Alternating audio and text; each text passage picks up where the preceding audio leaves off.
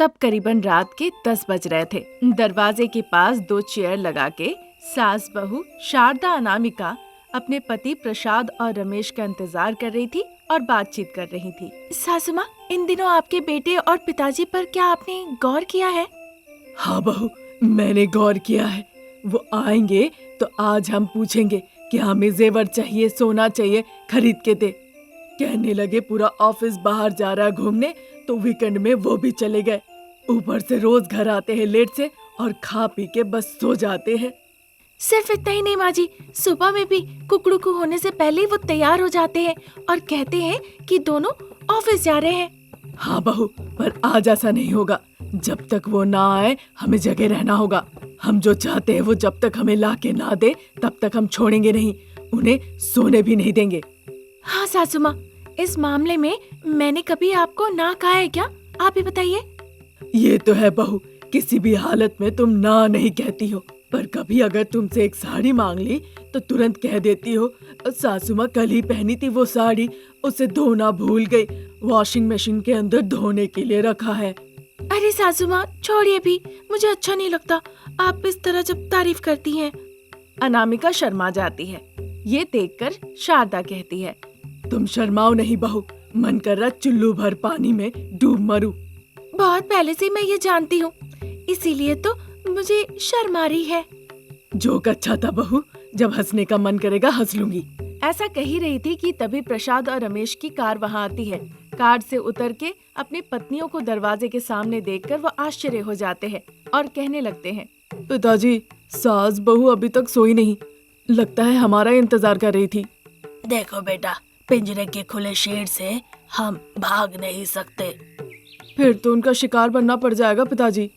शिकार नहीं होना चाहते हो तो एक तरकीब बताता हूँ। ऐसा कुछ करो कि मानो तुम्हें चक्कर आ गया हो और चिल्लाकर गिर जाना, फिर वही ले जाकर हमें बिस्तर पे सुला आएंगे। ये अच्छा है पिताजी। इतना कहकर प्रसाद और रमेश सास बहू शारदा और अनामिका को देखते हैं कि बड़े गुस्से से देख रही है। उन्हें देखते ही बाप बेटे बेहोश होके नीचे गिर जाते हैं। सास बहू का उनके नाटक के बारे में पता चल जाता है। वो फ्रिज से ठंडा पानी का बोतल लाके सीधा उन पे डाल देती है। इतने में ही ठंडे पानी से बाप बेटा झटाक से उठ के बैठ जाते हैं। फिर दोनों महिलाएं अपने अपने पति को उठा के सोफे पे बैठाती है और जेवर साड़ी खरीद देने के लिए कहने लगती है। जब आधे घंटे तक इस तरह से पूछताछ चलती है, तब जाके बाप बेटे उन्हें खरीद देने के लिए राजी हो जाते हैं। फिर अपने अपने पतियों को लेकर अपने कमरे में वो चली जाती हैं। अगले दिन बगीचे में बैठ के बाप बेटा सास बहू के इस साड़ी और जेवर के पागलपन को देखते हुए उन दोनों को सबक सिखाने का फैसला लेते हैं। तभी प्रसाद को खाने का एक दृश्य याद आता है जिसमें एक भोजन प्रतियोगिता होती है। ये बात वो अपने बेटे रमेश से कहते हैं। आइडिया तो अच्छा है पिताजी, पर हम उन्हें खाने के लिए क्या चुनौती दे सकते हैं? चिकन नहीं, पानी पूरी नहीं, समोसा तो बिल्कुल नहीं। उन्हें पराठा देंगे। जो 50 पराठा खा सकेगा उन्हें हम सोना, अच्छी साड़ियाँ खरीद के देंगे। दोनों में से कोई भी नहीं खा पाएगा पिताजी। यहीं पे तो असल ट्विस्ट है। वो क्या पिताजी? जो कह रहा हूँ ध्यान से सुनो।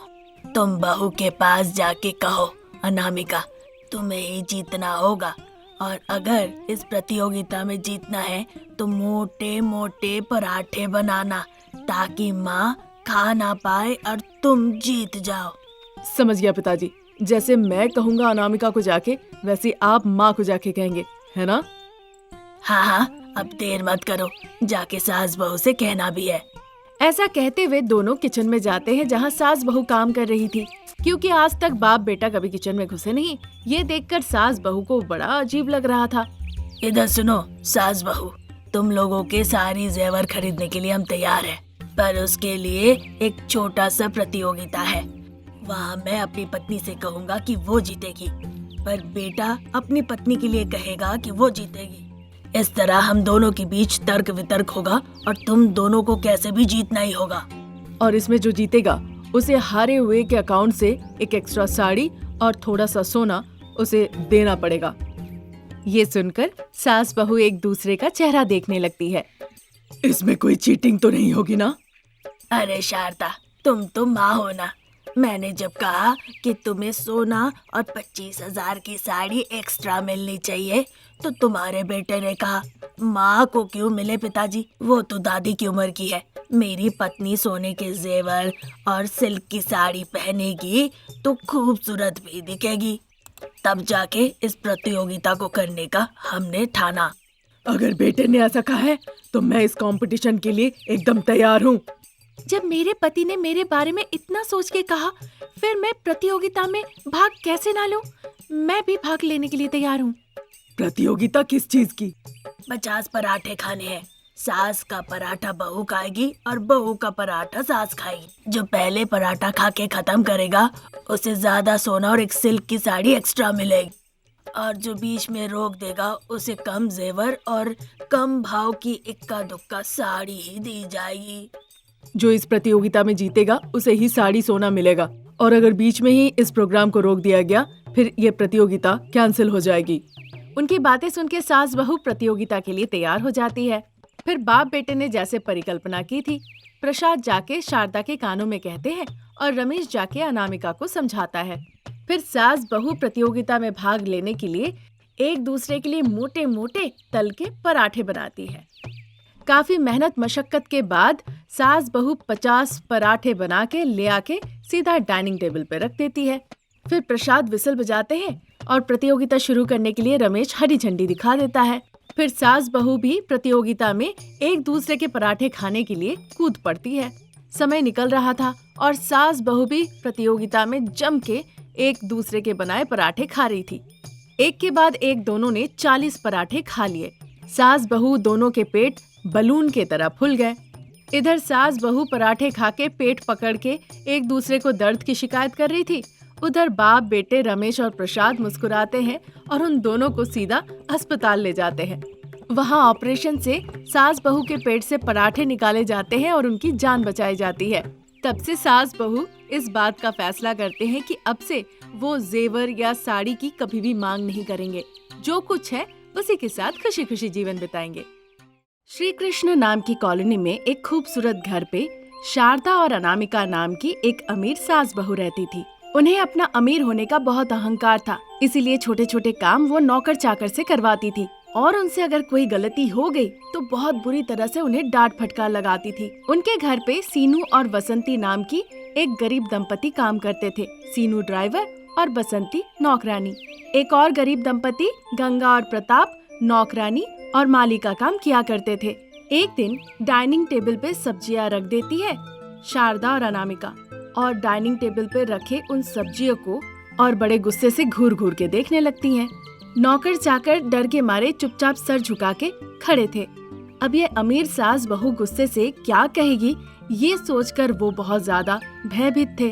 तभी अनामिका गुस्से से कहने लगती है, अरे सीनू, तुम तो ड्राइवर हो ना, तो तुम यहाँ पे क्यों खड़े हो? जाओ यहाँ से। कह रही हूँ ना, जाओ और जाके जल्दी से मेरी गाड़ी साफ करो। अच्छे से साफ करना, कौवा बहुत ज्यादा गाड़ी गंदा कर रखा है। जाओ, एक भी धूल ना रहे, याद रखना, जाओ। उनके कहने पे सीनू फिर कुछ जवाब ना देते हुए चुपचाप वहाँ से चला गया। वहाँ रह गए बसंती, गंगा और प्रताप। तीनों बहुत ज्यादा डरे हुए थे। वो अपना सर झुका के जमीन की तरफ देख रहे थे। उन्हें देखकर शारदा गुस्से से कहती है, अरे प्रताप, तुम गए थे सब्जी लाने? हाँ मालकिन। जैसे ही उसने हाँ कहा, अमीर सासू माँ और बहू रानी वही सब्जी उठाती है और उसी से उसे पीटने लगती है। जब उसे पीटा जा रहा था सब्जियों से, वो दर्द बर्दाश्त करने के लिए आंखें बंद कर लेता है। मारपीट करने के बाद अनामिका उसे गुस्से से कहने लगती है, जब सब्जियां खरीद रहे थे अपनी आंखें कहाँ रखी थी? सारे गले सड़े हुए सब्जी लेकर आए हो। तुम्हें क्या लगता है हमारे पैसे पेड़ पे उगते हैं? या फिर तुम ये सोचते हो कि ये सीधी सादी सास बहू को कुछ भी लाकर देंगे वो सब खा लेंगे? नहीं दीदी, मैं ऐसा क्यों सोचूंगा? आप हमारी मालकिन है। आप ठीक रहेंगी तभी तो हम लोग भी ठीक रहेंगे। मतलब तुम कहना क्या चाहते हो कि हम जानबूझ के तुम्हें डांट रहे हैं कि खराब सब्जी लेकर आए हो? या फिर यही कहना चाहते हो कि हमारी आंखें खराब हो गई है इसलिए हमें सब कुछ खराब खराब दिख रहा है? हाँ, बोलो, क्या बोलना चाहते हो? इतना कहकर अनामिका प्रताप के गाल पे एक थप्पड़ लगाती है। प्रताप बिना कुछ कहे चुपचाप वहाँ से चला जाता है। शारदा नौकरानी बसंती को खींचते हुए किचन की तरफ ले जाती है। बसंती बहुत परेशान थी क्योंकि सिंक में जूठे बर्तन पड़े हुए थे। ये क्या बसंती, कोई किचन को इस तरह से रखता है क्या? हाँ, तुम पहले तारीख को तनख्वाह ले लेती हो, तुम्हें नहीं पता खाना पकाने के बाद सारे बर्तन धो के रखना चाहिए? ऐसा कह के शारदा बसंती के सर पे मारती है। बसंती को बहुत चोट लगती है तो वो रोने लगती है, पर शारदा को उससे कोई फर्क नहीं पड़ता। आइंदा अगर मैंने किचन की ऐसी हालत देखी तो तुम यहाँ नहीं रहोगी। ऐसा कह के शारदा किचन से बाहर हॉल के तरफ चली आती है। वह अनामिका जो प्रताप पे गुस्सा कर रही थी वहाँ गंगा को देखती है काम करते हुए। क्या रे गंगा, अपने चेहरे पे तो फेस पाउडर लगा के सफेद बन के चारों तरफ चमक रही हो, पर मेरे पूरे घर पे जहाँ देखो वहाँ चारों तरफ बस धूल ही धूल। अंदर से सब डर खत्म हो गया है क्या? इस तरह से जो मन में आया वो कहकर वो उसे डांटने लगी। जब उसकी डांट फटकार गंगा से बर्दाश्त नहीं हुआ तो वो रोते रोते घर के अंदर चली गई। तब तक बाप बेटा जो घर से बाहर गए थे वो घर लौट के आते हैं। सास बहू को गुस्से में देखकर पूछते हैं, क्या हुआ अनामिका, गंगा को ऐसे क्यों डांट रही थी? कभी कभी इन लोगों को डांटना भी चाहिए, नहीं तो ये लोग सोफे पे आके सो जाते हैं। चुप करो अनामिका, घर पे एक चेयर नहीं है कि वो जाके कहीं बैठे और वो जाएंगे सोफे पे सोने के लिए। अगर मजाक करती हो तो हंस भी सकते हैं, पर इस तरह से किसी का तुम मजाक मत उड़ाओ। आपको हमेशा मेरी हर बात हंसी मजाक ही लगती है।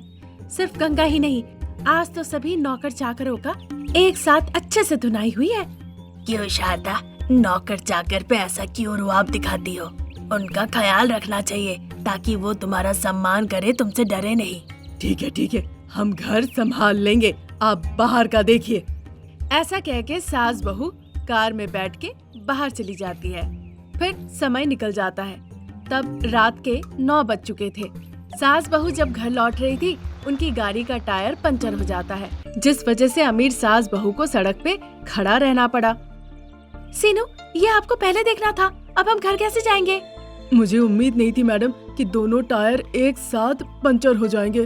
अब आप कुछ भी कहिए, सड़क पे जाने वाली गाड़ी को रोकिए और उनसे कहिए कि हम जाने के लिए पैसे दे देंगे। ठीक है छोटी मैडम। इस तरह कहकर सड़क पे चलने वाली गाड़ियों को रोकने की कोशिश करने लगा सीनू, पर कोई भी गाड़ी नहीं थी जो रुके।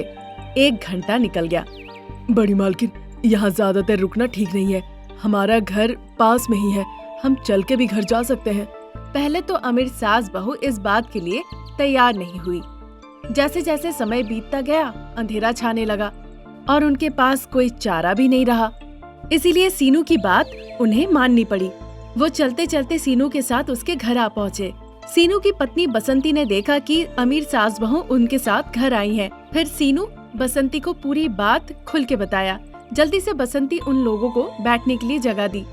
मालकिन, आप लोग बैठ के बातचीत कीजिए, मैं जल्दी से जाके कुछ पका के ले आती हूँ। ऐसा कहकर वो जल्दी जल्दी जाके आग के चूल्हे में खाना पकाने लगी। तब तक सीनू जल्दी से ठंडा ठंडा कोल्ड ड्रिंक लाके सास बहू को पीने के लिए देता है। फिर सास बहू कोल्ड ड्रिंक पीने लगती है। 10 मिनट के बाद बसंती वहाँ पे आती है। अजी, चावल सब्जी तैयार हो गया है, मालकिन को हाथ धुलाओ।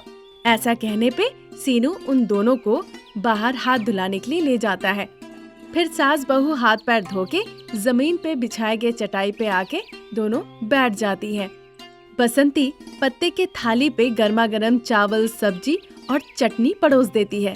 अब चूंकि सास बहू बहुत भूखी थी, इसीलिए वो दोनों पेट भर के खाना खाती है। बाद में खीर खा के उन्हें स्वर्ग जैसा महसूस होने लगता है। उनका पेट अच्छे से भर जाता है। सीनू सास बहू के लिए अच्छे से बिस्तर लगा देता है। सास बहू आके बैठती हैं। ठंडी हवा चल रही थी, शांत वातावरण सास बहू को बड़ा अच्छा लगा। गरीब के घर में खाना खा के आप लोगों को कैसा लगा मालकिन? अब हम क्या कहे सीनू, खाना बहुत बहुत अच्छा था। कितने दिनों के बाद हमने इतना अच्छा खाया। इस तरह थोड़ी देर बातचीत करते हैं, फिर वो दोनों सो जाती है। अगले दिन सुबह सुबह जाके सीनू गाड़ी का पंचर बनवाता है और उन दोनों को घर वापस ले आता है। घर लौट के अपने पतियों को सारी बात खुल के बताती है। तब से उन दोनों में बड़ा बदलाव आया। वो नौकर चाकर का ख्याल रखने लगे और खुशी खुशी जीवन बिताने लगे।